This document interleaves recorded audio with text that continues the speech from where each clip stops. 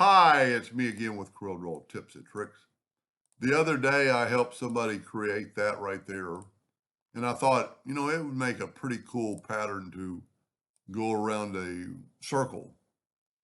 And I'm going to do both these because they're really the same. And if you didn't watch that video, uh, I'll I'll put a link. It's only been a couple of days ago. My videos are in order, so just kind of back up till you see that. I'm going to make this a little bit smaller, and I'm going to take an ellipse. And I'm going to hit P, put it in the center page. I'm going to control D. While holding down the shift key, I'm going to make it smaller. I'm going to I didn't mean to do that. I'm going to take a 2-point line, holding down the control button and hit P. I'm going to rotate it 10 degrees. I'm going to control D and make a duplicate and mirror it. This is our, let's go 5 degrees. Let's go, man, I hit 12. Let's go, that's why it looks so big. So 5 degrees, control D and mirror that. That gives us a little bit smaller. You know what? Let's go back to 10. I don't like that. So let's take this and go back to 10. The reason it looked big is because I went to 12. And then control D and mirror it.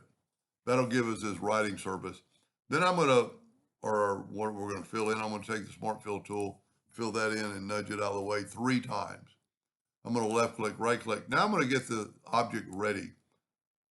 If we look at it under the shape tool, there's still nodes from my 1-inch deal. So if we take a 2-point line, and let's make it perpendicular, doesn't matter what the length is right now, and have it snap to that node.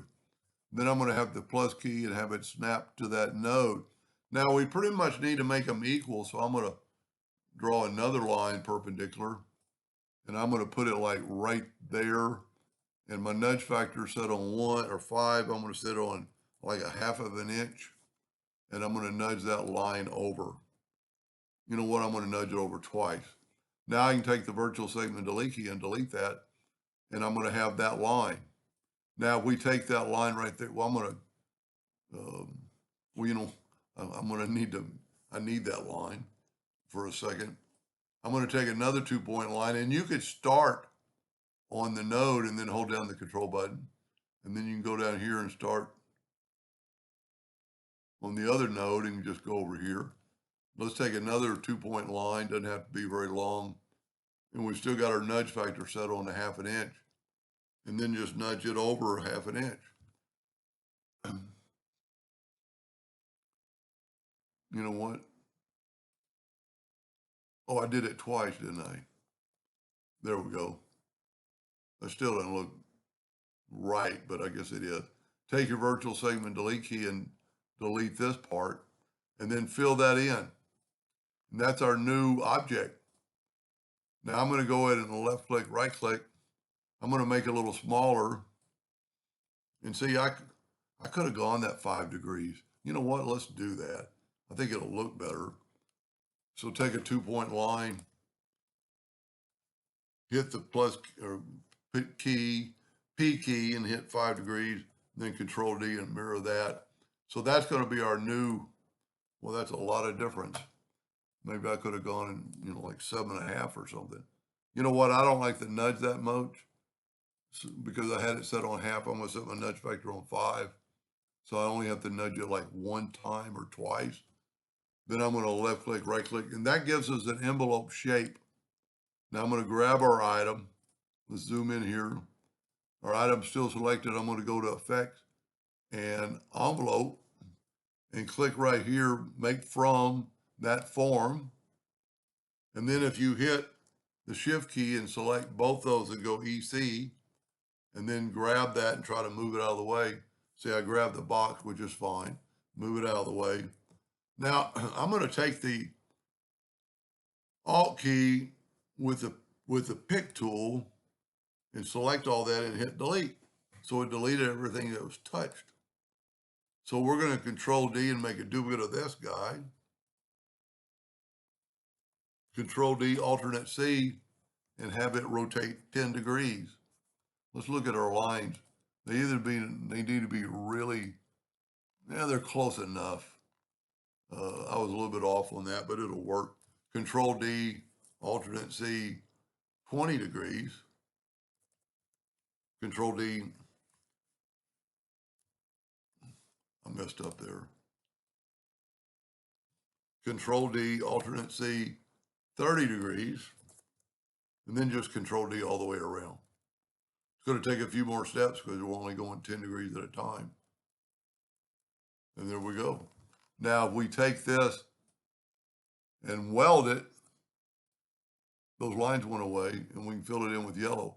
The only distance, I'm going to take away the outline, and let's get in a black box. And there you have a pretty unique shape. Now, the only disadvantage in doing my 5 degrees, I'm going to left click, no fill, right click, outline, is because now it's not going to, I don't think there's enough room to do what I want to do. I'm going to Control D and mirror it. And then I'm going to rotate plus 10 degrees. That didn't do anything. Let's go back to 180. Yeah, something's not right. Okay, we're back to 0. I don't know how that happened, but go 10 degrees. You know what? I'm selecting both of them or something. Let's go back. Let's hit P, put it in the center of the page. You know what? Let's just grab one and rotate it. There we go. Look at that. That is too much. So let's go back. See, that one's 10 degrees. This one's 180. So let's go 20 degrees. Why isn't that working?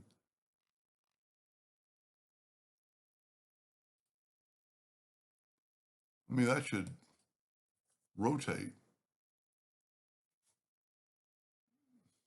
You know what? Maybe I'm going too far. Maybe I only need one to go 5 degrees. There we go. The shape is only, so that's going to work because these are overlapping. Well, hopefully it's going to work. Then grab all this and weld it. Fill it in with yellow. Take away the outline. You never know what you're going to get till you try it. That looks like it may be taking you out. That's really pretty. That looks like it took you hours and didn't take no time at all. Anyway, and I'll put a link to the first video at the bottom of this video just so you'll know how I made that. Anyway, I hope that helps somebody someday, and thank you for watching.